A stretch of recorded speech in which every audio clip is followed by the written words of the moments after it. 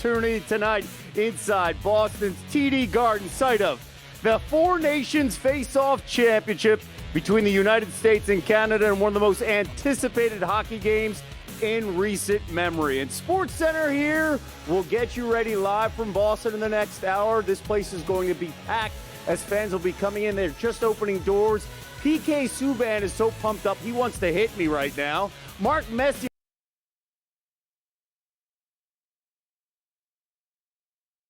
has already got his Game 7 face on, and we cannot wait, El.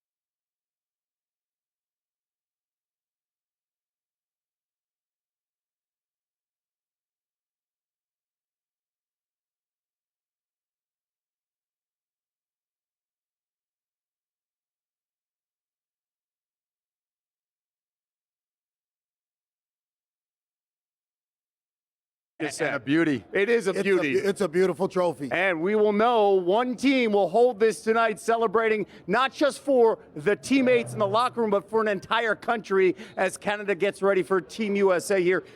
You and I were talking in the green room, PK. You were part of the 2014 Canadian team that won gold.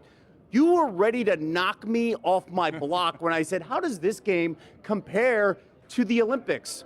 And you said, there's no comparison. Why? Well, first of all, true best on best is best on best. And best on best are players from the National Hockey League. We have the best league on the planet for hockey. The players got to come from there. So we accomplished that in this tournament. But we don't have double IHF rules here for Four Nations Cup. This is NHL rules, which means you can fight, which means you're not going to get a penalty for hitting too hard. That's just what it is. So we're seeing that, and the players are thriving on it. They love that. They love playing in North America. They love playing in the NHL. All we've done is put their team jersey on, and they took care of the rest. Plenty of team jerseys behind us as fans are milling in and getting ready for tonight's.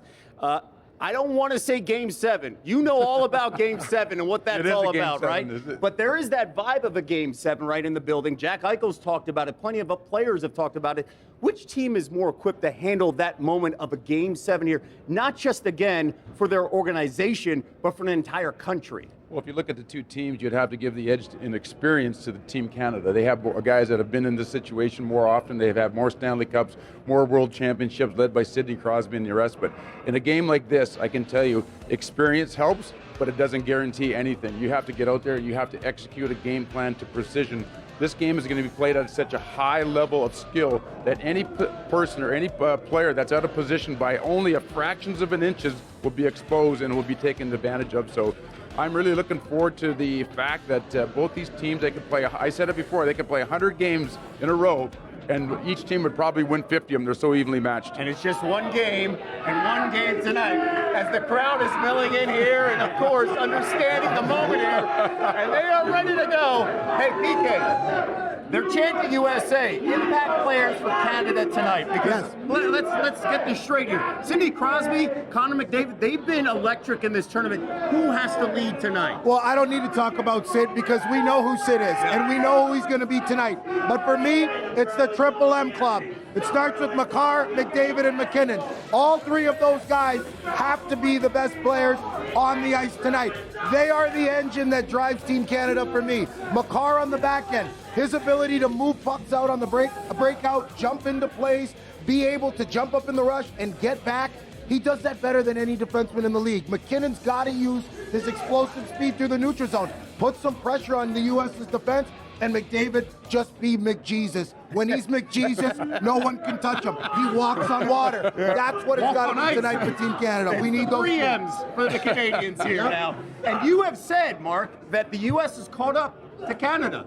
And those words resonate on both sides, right?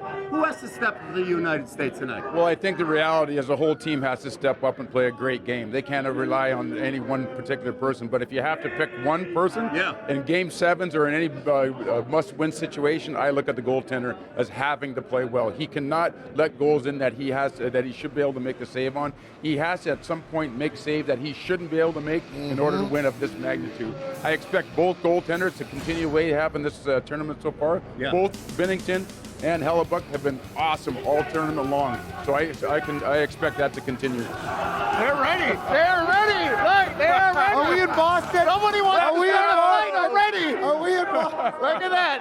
This crowd is ready.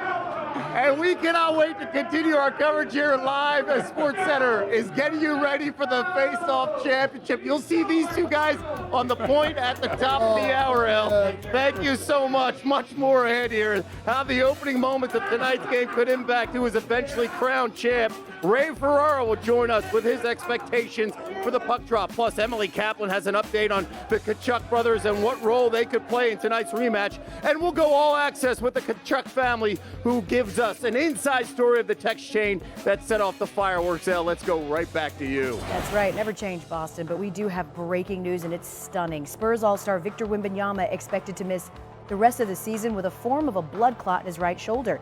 He was diagnosed after returning from All-Star Weekend. Our Tim McMahon reports that the team expects him to be ready for the start of next season. But here's his teammate, Chris Paul, on the loss. First and foremost, I think everybody understands that, basketball is what we do, not who we are. So life and everything is so much more important. But for us, we know losing a big part of our team like that is by committing.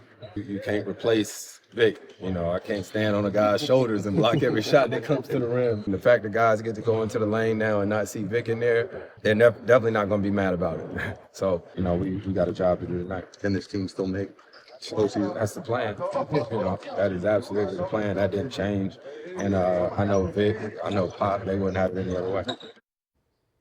All right, because of the magnitude of this, we're going to take a twofold approach to this story. We'll bring in our senior NBA insider, Shams Sharani, and our licensed physical therapist and injury analyst, Stefania Bell. But I'll start with you, Shams. What more can you tell us about the news that you broke on Wemby expecting to be out for the rest of the season? El, I'm told that Victor Wembanyama began feeling symptomatic with this recently, and that included Sunday during the NBA All-Star Game. And the sense around Victor Wembanyama was take a couple days of downtime, Monday and Tuesday, 2 days this week, to see how you're feeling and feel better. He did not feel better. The symptoms persisted. And from my understanding, that's when the Spurs ran a battery of tests over the last 24, 48 hours that found this blood clot in his right shoulder. And now the sides are going to huddle to figure out the best treatment plans and options for the 21-year-old moving forward. I am told that the Spurs believe this is an isolated condition, that there are no long-term concerns right now. And Brandon Ingram in March 2019 had a very similar situation in his right shoulder as well. He missed several months without contact basketball, then returned to full basketball shape, and then got back onto the court for the 2019-20 season, was an all-star that year. Victor Wembanyama, we know, one of the faces of the NBA already, one of the young faces of the NBA, and I saw the anguish on his face walking off the court at the All-Star game. He wanted to win that game really bad. He had no idea this is what was coming, but he will be out for the remainder of the season. Yeah, I mean, I think this is shocking for most people. And Stefania, there's a lot of people hearing the term deep vein thrombosis and doing their best internet doctor sleuthing. Just tell us what that means and what the prognosis is for Wemby going forward having that. It's really just a fancy term for a blood clot in a blood vessel, specifically a vein. Okay. And these can happen for a number of reasons, but when you hear that they believe it's an isolated incident, usually that's either due to trauma or it's due to compression, especially in an overhead athlete. A rib can compress the blood vessels that exit the shoulder and go to the arm. We call that venous thoracic outlet syndrome. Now, we don't know the specifics of Wemby's case, but in these acute situations with athletes, given the proper treatment, we do know that a return to pre-injury level of performance is very typical and expected as an outcome here. So I think, we'll wait to see what the further details are, but again, acute treatment, recognizing it promptly and efficiently, that speaks to a very good prognosis for return from him. without future complications if it is indeed an isolated incident. Super young, just in his second year, so obviously we want positive outlooks, but such a bummer because Wemby had already taken 403 threes and blocked 176 shots, something no other player in NBA history had ever done before. Shams and Stefania, thank you. Let's get it to Mike and Tony, who have much more on this topic in our PTI bonus topic. All right, Wilbon, what will you miss most with Victor Wembanyama being sidelined? Anticipation, Tony, because he's not a finished product. He's not anywhere near that. Right. He's just starting the process. But it's like an appetizer. On some nights now where, okay, San Antonio's playing somebody, the game, the result doesn't matter yet to the standings and what's going to happen in April, May, June. I know that. But I just like to watch this young man develop and go. And we've seen him go from being a great young curiosity to borderline great player. And you know great players coming if he can be healthy and out there for years. Yeah. If he can be out there. And that's an if. You can't presume. Because you look at, now I'm going to mention real quick, Alzer Thompson and Brandon Ingram have come back from something blood clot related. Don't know if they're the exact same illnesses. And Chris Bosh had this and had to end his career earlier, but that was 10 years ago when diagnosed. So the anticipation right now is what I miss. Yeah, I mean, I think it's a case of delayed gratification. You have to wait. You don't know. He was on the verge of becoming a great, great player with a skill set that we really hadn't seen before. When they traded for De'Aaron Fox, you said to yourself, oh, the next 10 years are set. De'Aaron Fox is going to bring the ball up. He's going to pass the ball to Wembanyama, maybe get it back, hit a long shot, but they're going to be fine. And in fact, Wembanyama, over the course of this year, was averaging 27 points and 11 rebounds and 4 assists and 4 blocks, which is pretty much all you could ask of a guy in his second year. Sure. So it's great, but we don't know. We thought everything was solidified, and now we don't know. You have to wait to see. He's got to get medical clearance. He's got to be able to start from where he just left off and keep going. We don't know.